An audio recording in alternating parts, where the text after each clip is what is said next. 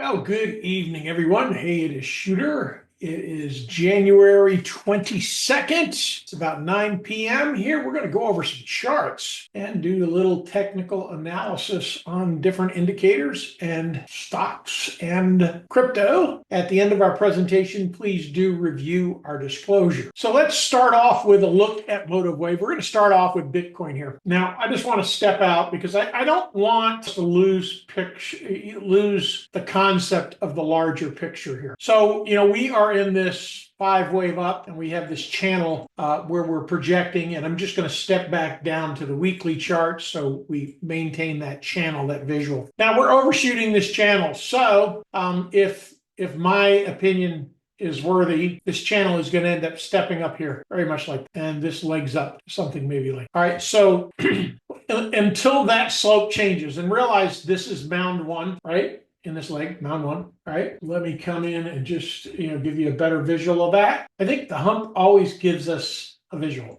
That's really where I came up with my mound concept, is that RSI structurally gives us the view of a mound. So our first mound ended here. We copy this, paste it. Ultimately, we should have a similar mound, right? Comes in for our next leg, something like this, right? And quite often it's higher. So, and then our third mound typically is a little different than that. And I use a lot of different tools, technical tools, but quite often our fifth and final mound comes in much steeper to some degree to that extent. So, we have a huge range to the upside here based on this look, from 160 to 220. But I don't want to lose grasp of that. So let's jump back and look at IBIT, give you a daily view because there's not enough history.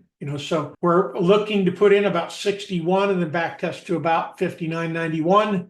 Then we continue to head towards $70. In this scenario, I have absolutely no problem where we are for someone to sell $55 cash secured puts. July, September, October, January 26. And I'm really not a fan of leaps here in fundamental trends, but that is, regardless, I'm a fan to the upside here, and I want everyone to capitalize as much to the upside to the degree of risk they're able to take. All right. Sorry, I had a spot on my glasses. Can't handle it. I think I order a new lens to my glasses every 3 or 4 months because I get a spot I can't handle. So that's the look at IBIT. Let's jump over and let's look at XRP, the weekly look here. So now I'm going to step out to the weekly here and give us a little bit more of a broader picture of XRP. Here again, I'm going to draw this channel in here, and then I'm going to step back down to my daily to give you a better visual of what we're looking at here, just as far as the time horizon. So now we haven't stepped up. We're flagging here. This could be a flat, a wedge formation. So our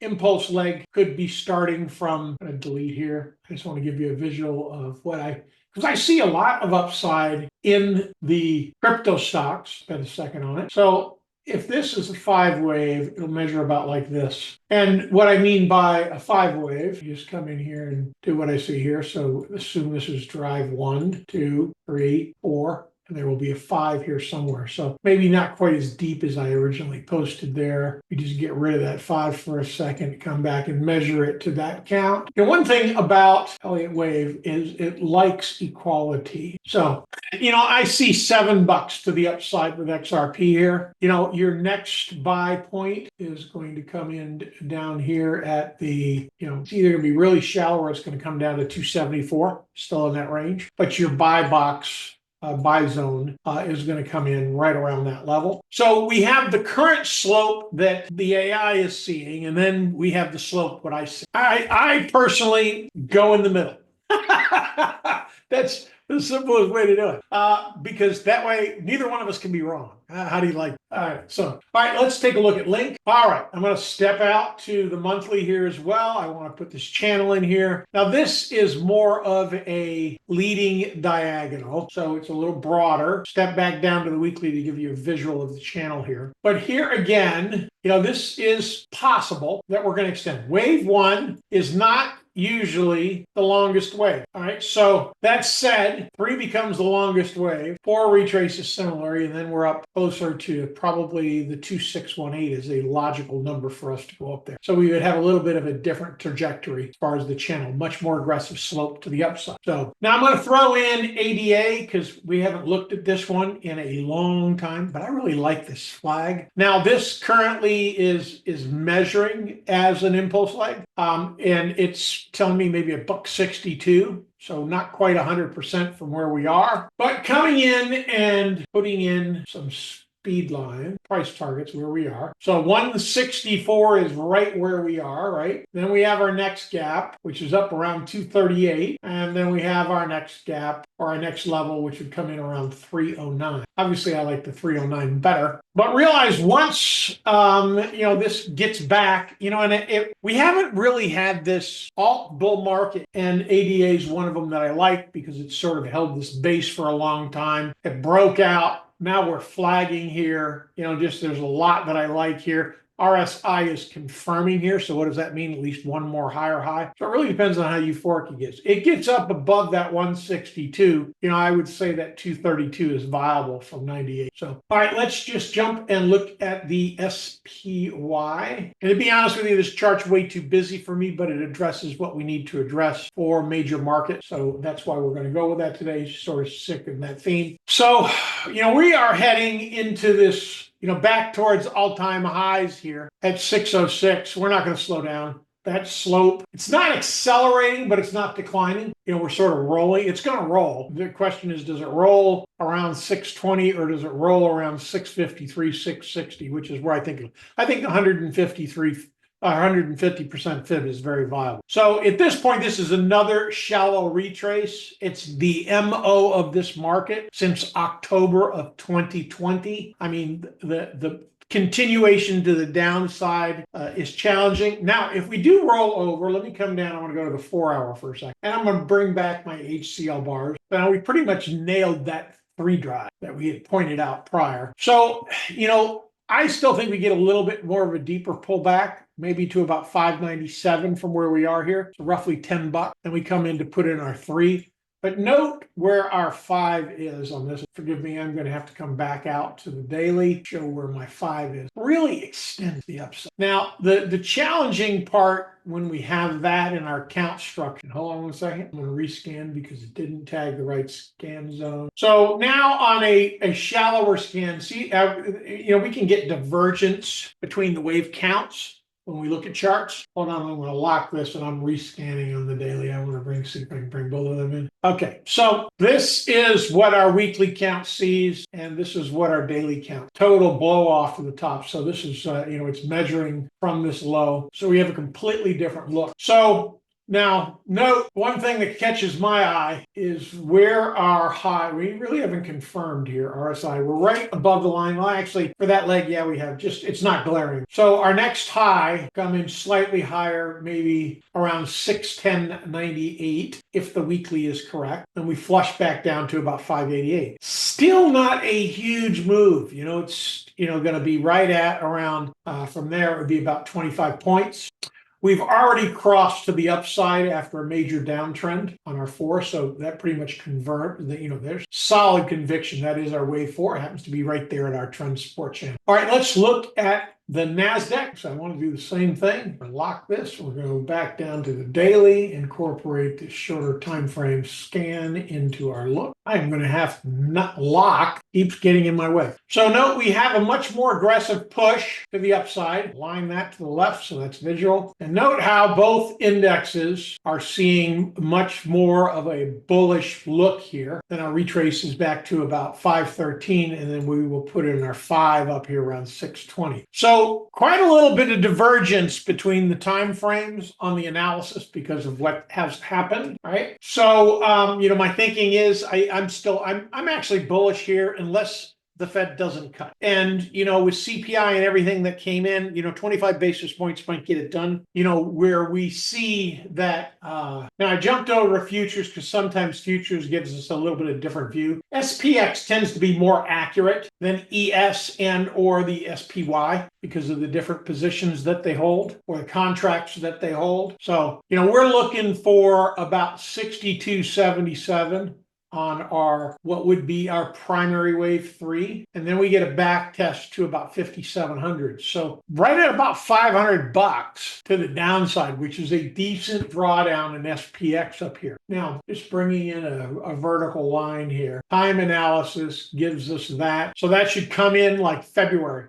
So, that's my thought. I've had that on my radar for a number of months now, just as far as because of the measurement of the wave based on the prior leg. The other thing that we're doing too here when you're looking at this on the weekly on a larger scale is we are broadening here. We got this broadening formation. And what that opens up is a back test of the lows. Now that's a little deeper than what our 4 is, channel low. And they do love on this S&P 500 to bring it back down to fill that, right? I mean, basically that's what it is. So let me look at Tesla. Now I see 523.51. I see quite a little bit upside here. Whatever, we're just building out this flag here. Might be here for a little while. As long as we don't take out this 380.07, I think we're good. Now, I wanted to cover Cava because we threw that in chat today to the upside. Basically, just risk $3 here, or just shy of $3, $2.50. We should not get below this breakout, but we have some really solid upside here in the measurement. 221,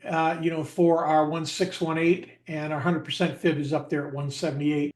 My 50% back target comes in right here at 145. So, of course, that structurally might be a great place. And then we jump over because a couple folks wanted me to look at a couple things. We looked at Bitcoin. Also want to look at Nvidia. Right now I have, this is extended, by the way. The prior leg was measuring off of this high, and it's pushing. We get up above this 149. It's worth a piece on for a breakout. February, I think it's 19th. Is earnings, and based on what happened with ARM and Netflix, extremely positive. Not only that, they've announced that $500 billion going into AI infrastructure from the Trump administration. So I'm probably going to move something back on. I'm going to wait until Monday. What I'm really thinking is FOMC coming in the end of this month. I want to see what happens between now and then position myself again off of that. So that's my thought. All right. So let's cover what we have, and then we'll jump over and look at Roblox and AMTF. So, all right, Micron, we have 100, or actually we entered at 100. I'm not recalling. I think it was 95, 85 maybe. Cash secured puts. So obviously it's working. It's done absolutely nothing wrong here. I expect it to break above that T1 and head towards that T2 around 130. I'm actually wishing I put on some calls, but we didn't do that. Then we also posted Sound in chat today, as a new entry. I'm looking for at least $20 on this from where we are. I'm not being greedy. I'm looking for 50% back of this leg here. So roughly we're looking for that 1868 is our minimum target. Back to the upside. Now DTM came off just a tad bit. I'm really not going to get worried until it closes below 109. Then I might cover it because obviously we got about at 111. We've got about $12 in the money here, so we're looking pretty good. ACN has not moved as much, but that was really sort of the plan. I just wanted it to stay in this range, and nothing's changed there. We've got some puts open on $65 puts. I'm expecting to get back down here to this gap. This was our earnings gap. I think that'll get filled. So we're sort of just waiting for that to manifest. And now we did close our Nvidia calls, our 150 calls today, as well as American Express, AEX, both just right around a 50% profit on those. So that was a nice little move. All right, let's jump over and bring in Roblox. That gives visual about what we're looking at here. Lots of upside. When we have a crossroads like this is one thing about Elliott Wave, is it's deciding what kind of wave it's going to be. And very much the way I view an ABC corrective leg. We have what I refer to as equality, extended, and elongate. Same occurs in impulse, and it has a lot to do with the slope we see. So now if you look at the RSI structure, we have our confirmed high, divergent high, Boom. So we come off too aggressively here. That 3 drive has the potential to take us back to about 43 bucks or $37 before we head to the upside. However, I just don't see it happening with the bid going on in AI right now. And RBLX is a benefactor of that. So let's take a look at AMTX. So, my thinking is the 100 and fib around 78 bucks is where we're going to head next. I think this will just disappear and leg up because it's in no man's land up here, as far as to the upside. Now, AMTX, a little dirty today during the week, and this has all to do with the perception that we lose, and we wick below this. Didn't close below that. Close below that, that's a problem. And actually, we are going to switch back to Motive Wave. There we have that. Back to my weekly, because I really can't see it. I mean, to be candid, the reason I went to TradingView is because I can manage a greater number of charts and alerts in one place, and it doesn't crash. Because when Motive Wave crashes, it's horrible the amount of time it takes me to rebuild it. And I'm still in ghost mode, as I call it, because I'm just still in shock. I'm doing this again. Like I said, it'll take me a couple of weeks to rebuild everything. And ultimately, once you get the bug in the system, which just because you have too many charts you've taken pictures of, you've saved all your setups in there that you have. So if I've done 100 of Apple, the application stores that in its memory. And unfortunately, once the corruption occurs in there, it's pretty hard to figure out where the heck it is. And even Motive Wave has a problem. Now they keep telling me that when you reload it, you can bring your template over. However, in this case, I've got so many charts. I brought my templates over and I had the same problem 2 days later. It cleared up for about 2 days, but then it came back. So with this clean version, I didn't transfer any of my templates or anything. So I just went back from scratch, and then I'm clearing out my memory every single week on this time because I'm not rebuilding. We'll have to find it. But unfortunately, there really is not another app that gives me the quick tools when it comes down to Elliott Wave. So, all right, Amentis. Yeah, I think we're going down to this $1.54, a funding round, and I think it's very viable. The thing is, it's not going to invalidate the upside. So we're going to get back to $7.